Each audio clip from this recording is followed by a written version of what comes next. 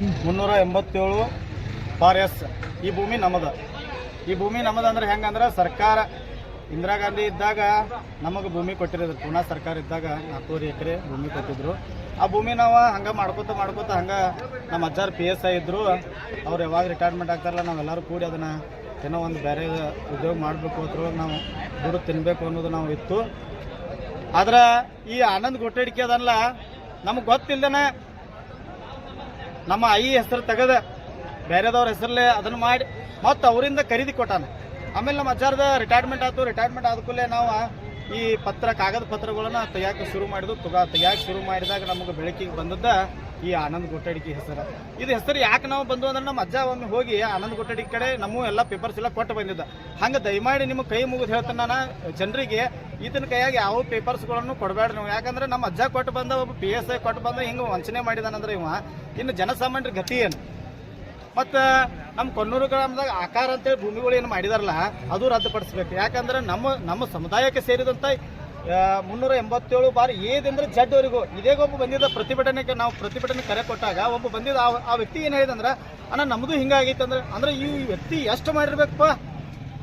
ಅದಕ್ಕಾಗಿ ನಾವು ಕೂಡಲೇ ನಾವು ತಹಸೀಲ್ದಾರ್ ಅವ್ರಿಗೆ ವಿನಂತಿ ಮಾಡ್ಕೋತು. ಮತ್ತು PTCL ಕಾಯ್ದೆಯನ್ನು ಉಲ್ಲಂಘನೆ ಮಾಡಿದಾನು. SC/ST ಸಮುದಾಯಕ್ಕೆ ಭಾಳ ಅನ್ಯಾಯ ಆಗೈತಿ.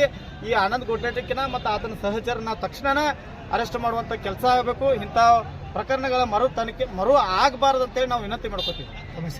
ಈಶ್ವರ್ ಮಾರುತಿ ಗುಡದರು ಮಂಜೂರಂಥ ಸರ್ಕಾರದಿಂದ ಮಂಜೂರಂಥ ಜಮೀನವನ್ನು ಈಗ ಬಾಂಡ್ ರೈಟರ್ ಆನಂದ್ ಗೊಟ್ಟಡಿಕೆ ಈತ ಪಟ್ಟು ಏನು ಕೆಲವೊಂದು ಜಮೀನು ಮತ್ತು ನಂದು ಸ್ವಂತ ಜಮೀನನ್ನು ಮಾರಾಟ ಮಾಡಿ ದಲಿತ ಬಾಂಧವರಲ್ಲಿ ನಾಷ್ಟ ವ್ಯವಸ್ಥೆ ಮಾಡಿ ನಾಷ್ಟ ಮಾಡ್ಕೊಂಡು ಹೋಗಬೇಕು. 387 ಸರ್ಕಾರದಿಂದ ಮಂಜೂರಾದ ಜಮೀನುಗಳನ್ನು ಮಂಜೂರು ಮಾಡಿದ್ವಿ. ಅದರಲ್ಲಿ ಬಾಂಡ್ ರೈಟರ್ ಆನಂದ್ ಗೊಟ್ಟಡಿಕೆ ಇರುತ್ತನು ನನ್ನ ಸ್ವಂತ ಜಮೀನನ್ನು 387/S ಇದರಲ್ಲಿ ಜಮೀನವನ್ನು ಮಾರಾಟ ಮಾಡಿ ಇಲ್ಲಿ ನರಗುಂದವ್ರಿಗೆ ಅದನ್ನು ಸಬ್ ರಿಜಿಸ್ಟರ್ದಲ್ಲಿ ನೋಂದು ಮಾಡಿಸಿ ಅದನ್ನು ಮಾರಾಟ ಮಾಡೋದು ಅಷ್ಟೇ ಮಾಡ್ಯಾನ. ತಮಗೆ ಬೆಳಕಿಗೆ ಯಾವ ಬತ್ ಸರ್ ಇದೆ? ನನಗೆ ನಾನು PS 24ರಲ್ಲಿ ನನಗೆ ಬೆಳಕಿಗೆ ಬಂತು. ಆದರೆ ಇದರ ನಂತರ ಅವನು ನಮ್ಮ ಹೆಸರಿನ ಮೇಲೆ ನಿಂತವ ಯಾರು ಎಲ್ಲಮ್ಮ ಹೆಬ್ಸೂರಮ್ಮ ಅವನು ಯಾರು ಕಂಪ್ಲೇಂಟ್ ಮಾಡಿದ್ರು. ಸರ್ ಜಾರಿ ನಿರ್ದೇಶನಕ್ಕೆ ಅಧಿಕಾರಿಗಳು ತಾವೇನು ಏನು ಕಂಪ್ಲೇಂಟ್ ಮಾಡಿ DCR ಬೆಳಗಾವಿ ಕಳಿಸ್ಯಾರ.